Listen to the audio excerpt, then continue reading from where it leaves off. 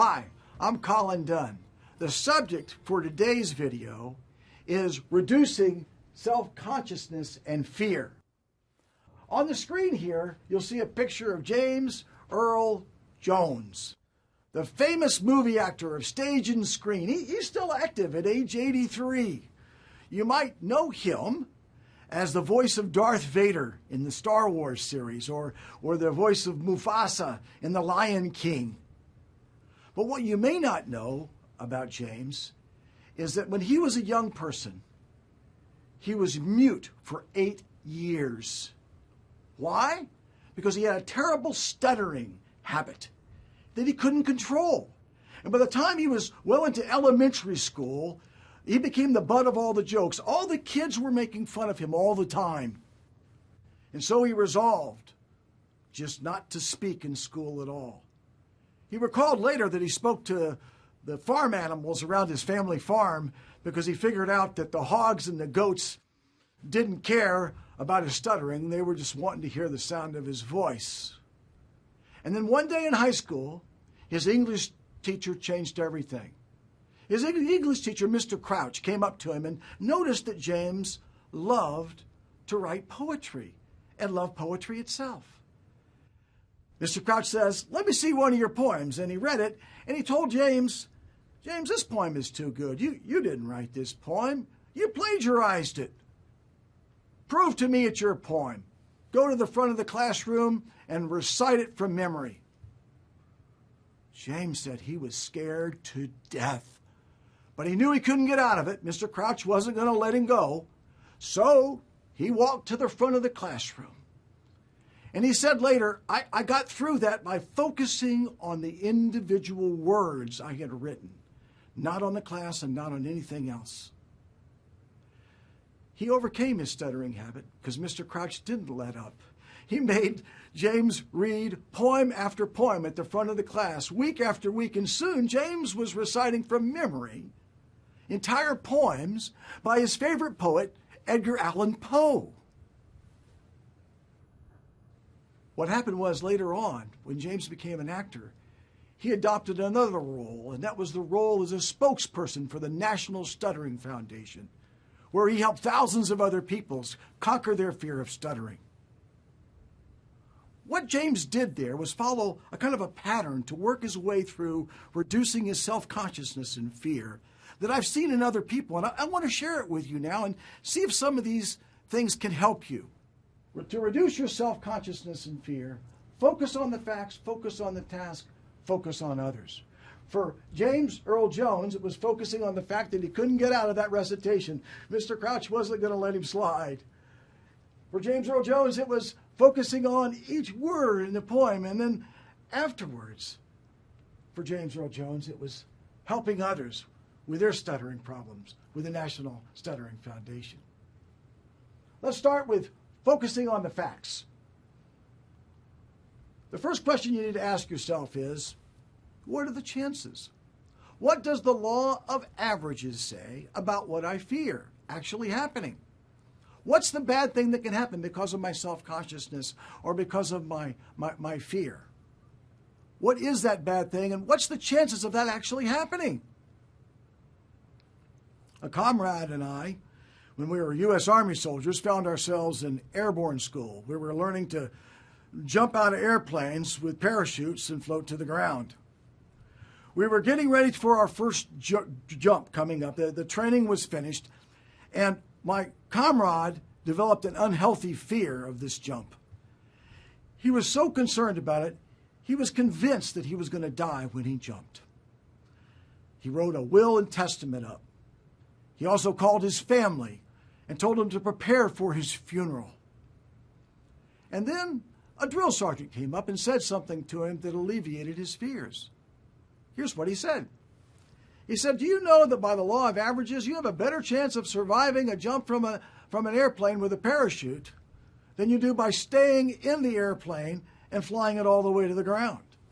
In other words, more people die in airplanes on average who stay in the airplanes than those who jump from them. Well, my friend was a little skeptical, so he checked out that data and found out that the drill sergeant was dead on. And it did alleviate his fears to a degree. Yes, we were both concerned about that first jump, but he in particular was less concerned. The next tip I want to leave you with is focus on what is real. Focus on what is real. Take, for example, public speaking. Most people have a healthy fear of public speaking. In fact, in many cultures, public speaking ranks a notch ahead of dying as the chief fear people have. Jerry Seinfeld, famous comedian, is well known for saying this. He said, if that's true, then for most people, when you're at a funeral, you're better off in the casket than you are giving the eulogy. Well, I don't know if that's true, but I do know that it's a very real fear many people face. See if you can identify with this situation. You're told you got to give a presentation. You put the presentation together, you walk to the front of the room to give it, and as you walk, you're thinking in your mind, in your imagination, all eyes are on me right now. In fact, I can almost feel the eyes boring into me. And when you get to the front of the room, before you even begin talking, you think, everybody's going to judge me on how well I present and what words I stumble over and what mistakes I make. They're all going to be judging me. And you also think that, after this is over with, it's not going to end. They're going to be talking about me at the coffee pot, gossiping about how poorly I did.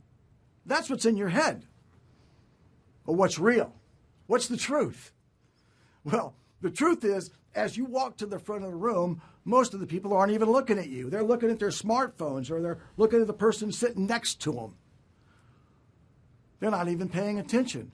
Several of them aren't even thinking about you or your presentation. As you give the presentation, their minds may travel somewhere else where they think about things like, is it my turn to pick up the kids? So they're not judging you as much as you think they are. In fact, the studies show that for most presenters and most presentations, the people who are getting the presentation are pulling for the presenter to be successful. They want him or her to succeed. And how about afterwards? Are they all going to talk about you? Likely not. 10 minutes after you finish the presentation, most of the people have completely forgotten about it. 10 minutes after you watch this video, you'll probably forget about it. That's the way we are. We go back into our own worlds. Yeah, there might be one or two people that will gossip about you a little bit at the coffee pot, but never mind them. You don't want to be associated with people like that. Focus on what's real, not what you imagine. Sometimes what we do is we build up in our mind a fear that's 10 feet tall and 4 foot wide, a giant, when indeed it's just a little ant, a little bug. I have a personal example I can share. I got through graduate school, got my advanced degree, and joined a university as a professor. And as I was getting ready for my first college class, teaching freshmen my particular subject, I began to get a little nervous. I'd never taught a college class before. I wasn't sure what to expect. I wasn't certain how well I would do, and I became very self-conscious about myself as I got ready to go into the class. Fortunately, a veteran professor saw me, and he said to me something that eased my self-consciousness quite a bit. He said, "Colin, just remember, they're just freshmen. They're just freshmen. You'll do fine." What was he saying? He was saying the people I was getting ready to teach were probably taking their very first college class in the subject I was teaching. They didn't know any more about what to expect than I did. The more I thought about that, the more I realized that was true, and it helped put my fears at ease. So remember this. Focus on what is real, not what you imagine to be real. Don't build up your fears into 10-foot giants that are 4 feet wide when they're really just ants on the ground, insects. The next step is, what's the worst that can happen? Go through this process. Let's say you have a fear. or you have an area in which you're extremely self-consciousness, what's the worst that can happen about that particular area? Think of it. Write it down and then accept it. Accept it. Recognize that that may happen and realize it's okay. It's going to work out in the long run. Once you accept it, what happens is you'll be clear-headed enough to do the last step, which is asking yourself, what can I do now to lessen the worst? John Madden, famous football coach for the then Oakland Raiders, had a real fear of flying. He was claustrophobic. It was killing him to get on an airplane and go up into the air. And yet, he knew he had to do that with his team every week, fly to a different stadium, a different city, and play a game. He asked himself, well, what's the worst that can happen with my fear? He thought about it, and he came up with this. The worst that can happen is I have a panic attack in the middle of the flight. And 4 football players have to hold me down while somebody injects some chemicals into my body to calm me down. And then he said, okay, I accept that. I accept that that might happen. Now, with a clearer head, what can I do about it to lessen the worst? What can I do a little differently? And that's when he came up with the idea of just not sitting down. From the time the plane took off until the time the plane landed, John Madden walked the aisles, focusing on the players and talking to them and nurturing those relationships and talking about the game plan. He did that, and he got through every flight. Now, later on, as an NFL commentator, he had another solution. He had enough money to buy the Madden Mobile, which was a big bus, and travel by ground to the games. But the point is, he went through this process. He thought about what the worst thing was that could happen based on his fear, and then he accepted that. He just accepted that. And that allowed him to be clear thinking enough to get to the point where, what can I do about it? Here's a way to apply this process in your own life. Take out a piece of paper and write down on the left-hand column what your fear or fears are. In this case, public speaking. Then write down, what's the worst that could happen? In this case, I'll look foolish. It might be worse than that. You might write down, I won't get promoted. But whatever it is, write it down and then accept it. And say, okay, that's the way it is. That's the way it's going to be. In the long run, I can accept that. And once you say that, for some reason, your mind opens up a little bit. And you think a little more clearly. And you can write down, what can I do now to lessen the worst? And in this case, maybe it's join Toastmasters, which is a club that helps you learn how to speak publicly. Or maybe it's rehearse more or practice in front of somebody. But whatever you write down, you'll be clear-headed enough about because you went through the process of thinking about what the worst was and accepting it. So when you focus on the facts, focus on the worst thing that can happen, accept it, and then come up with something that you can do to lessen the worst. Now let's focus on the task. That's the next focus. Focus on the task. The first bullet here has to do with the Nike commercial. Just do it. Just do it. Be like James Earl Jones, and whether or not you want to, walk to the front of the class and recite that poem. Get over yourself. There's a saying that goes like this. The human beings are the only animals that have the capacity to get in their own way. Stop getting in your own way. Just get out there and do it. Another way to think about this same concept is dividing up your life into what's called day-tight compartments.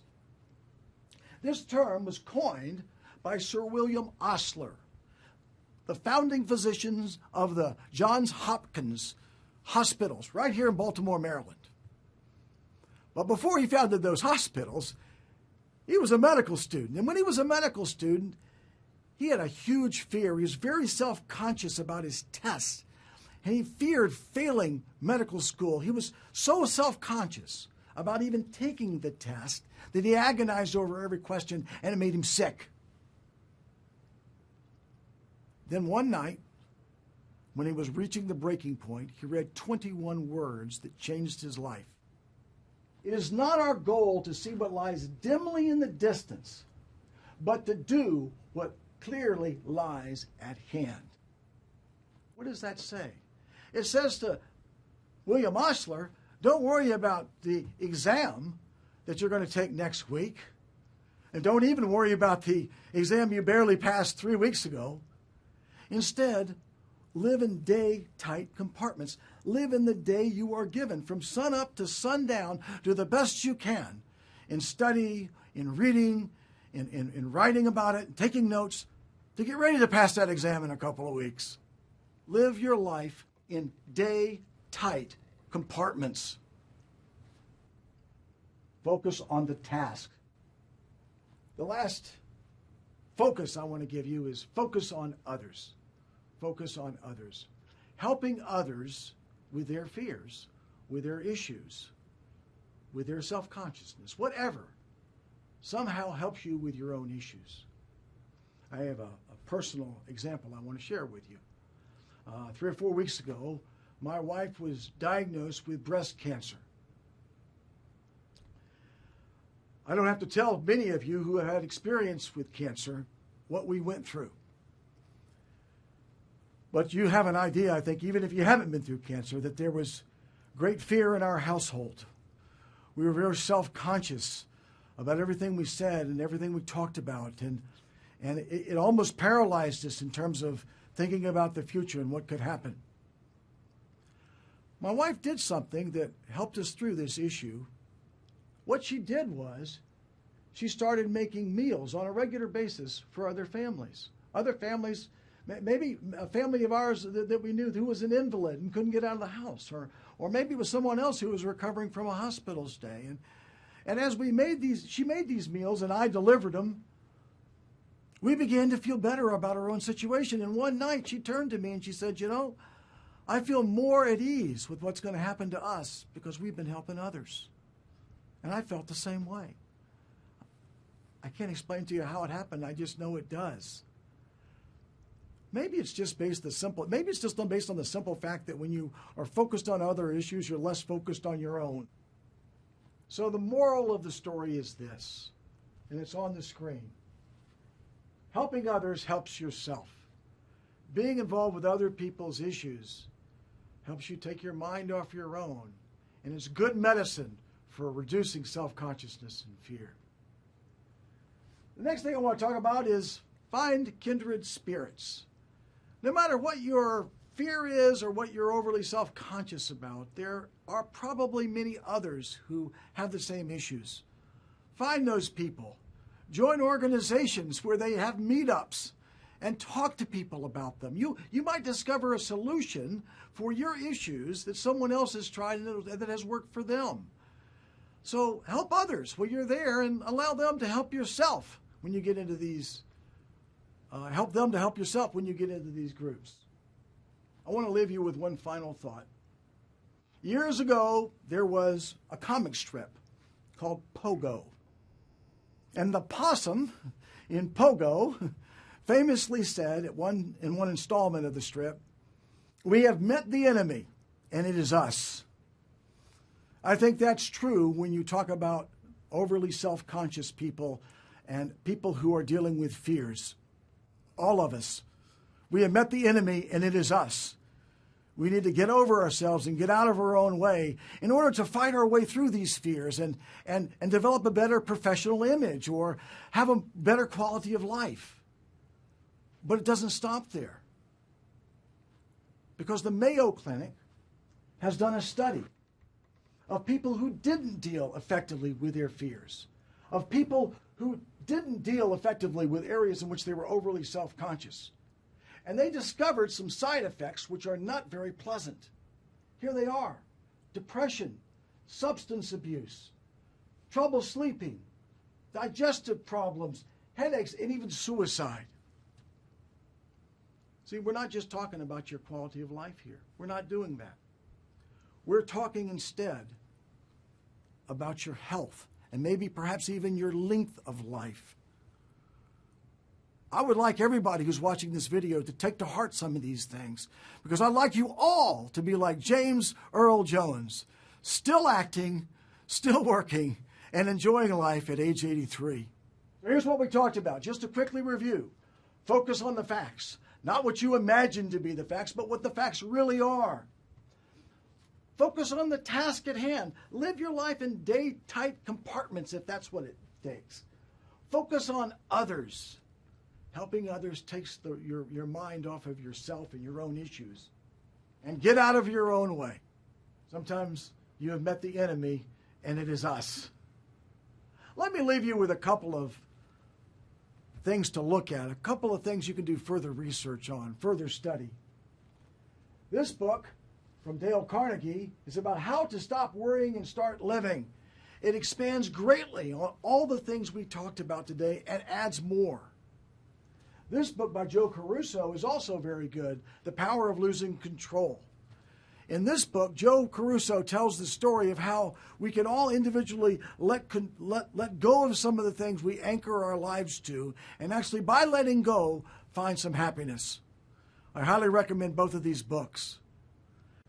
I hope you've enjoyed watching this training video on how to reduce your self-consciousness and fear.